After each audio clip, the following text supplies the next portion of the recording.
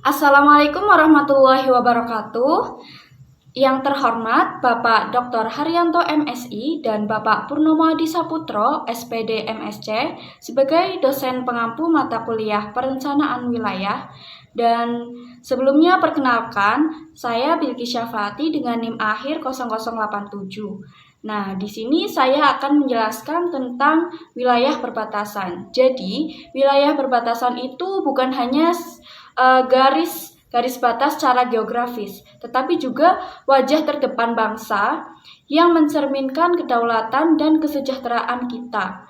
Dalam presentasi ini akan membahas tentang negara merancang strategi untuk membangun wilayah perbatasan negara secara menyeluruh dan berkelanjutan. Oke, yang pertama itu ada definisi wilayah perbatasan dan juga persebarannya.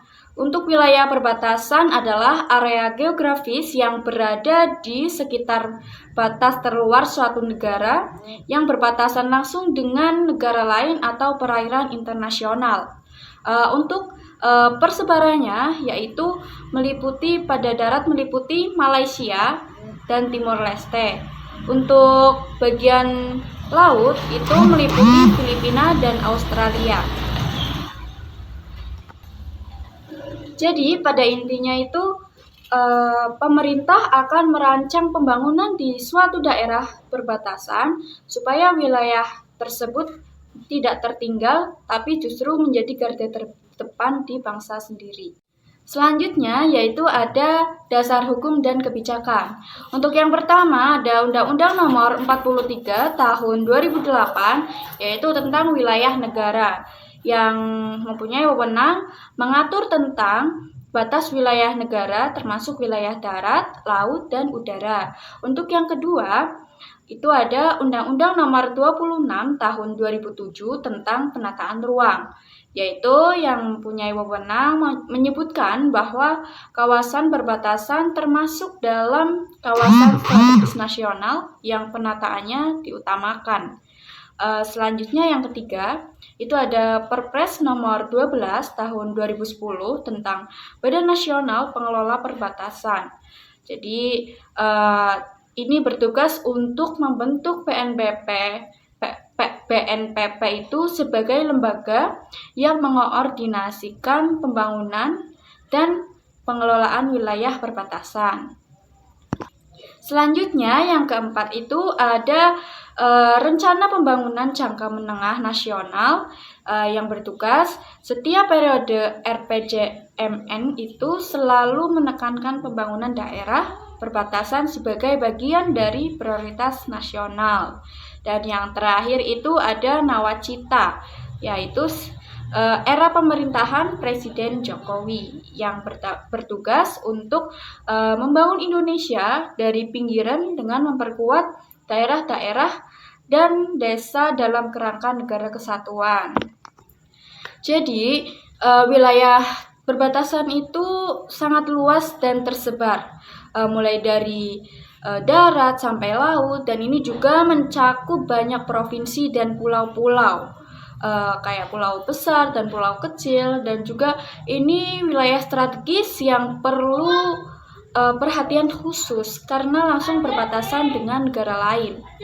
Kemudian pemerintah sudah punya aturan lengkap dan prioritas nasional yang jelas untuk mengatur wilayah perbatasan. Jadi pengelolaannya itu sudah tertata rapi dan tidak asal-asalan. Kemudian apa sih tujuan dari perencanaan tersebut? Yang pertama itu menjaga kedaulatan negara, yang pastinya memastikan batas wilayah negara yang jelas dan diakui secara hukum nasional dan internasional. Dan yang kedua, meningkatkan keamanan nasional yang tentunya mengamankan wilayah yang rawan terhadap konflik perbatasan, penyelundupan, dan pelanggaran hukum lintas negara. Yang ketiga, meningkatkan kesejahteraan masyarakat perbatasan, yaitu membangun infrastruktur dasar seperti jalan, listrik, air, air bersih, terus sekolah, dan juga rumah sakit. Dan yang terakhir itu meningkatkan kerjasama internasional. Jadi selain di dalam negara sendiri, kita juga kerjasama dengan internasional, antar negara. Jadi untuk mendorong hubungan baik dan kerjasama lintas batas negara tetangga. Melalui apa? Melalui lalu lintas. Jadi melalui apa? Melalui pos lintas batas negara. Lalu bagaimana dengan strategi perencanaannya? Yang pertama itu ada meningkatkan koordinasi antara pemerintah pusat, terus daerah, dan juga BNPB.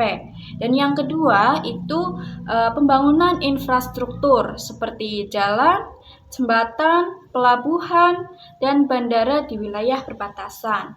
Yang ketiga itu mendorong pertumbuhan ekonomi berbasis potensi lokal seperti pertanian, perikanan, dan juga pariwisata. Dan yang terakhir itu menjalin hubungan diplomatik dan kerjasama ekonomi dengan negara tetangga. Jadi strateginya itu harus disesuaikan dengan kondisi lapangan tersebut, mulai dari mengandalkan potensi lokal, membangun infrastruktur, dan juga sampai penataan permukiman yang terdapat di daerah tersebut. Dan tentunya di setiap perencanaan pasti ada tantangan. Lalu apa aja sih tantangan wilayah perbatasan? Yang pertama ada aksesibilitas dan infrastruktur terbatas. Dan yang kedua kesenjangan sosial dan ekonomi. Dan yang ketiga ancaman keamanan dan kedaulatan. Yang keempat kerentanan sosial dan budaya. Dan yang kelima kurangnya pemantauan dan pengawasan, serta yang terakhir itu minimnya koordinasi antar lembaga. Jadi menurut saya ini cukup rumit ya, soalnya akses juga susah, penduduk juga sedikit, dan juga terhadap ekonomi yang lemah, terus rawan konflik. Jadi negara juga butuh pendekatan yang fleksibel dan melibatkan banyak pihak agar tantangan-tantangan tersebut itu bisa dilewati dengan maksimal. Dan yang terakhir itu ada program prioritas wilayah perbatasan. Yang pertama itu ada PLBN, yaitu mendirikan dan merevitalisasi PLBN sebagai simbol negara dan pusat aktivitas ekonomi lintas batas. Kemudian yang kedua itu ada infrastruktur, yaitu meliputi pembangunan jalan, perbatasan, jembatan, pelabuhan, listrik, air bersih, dan juga jaringan telekomunikasi.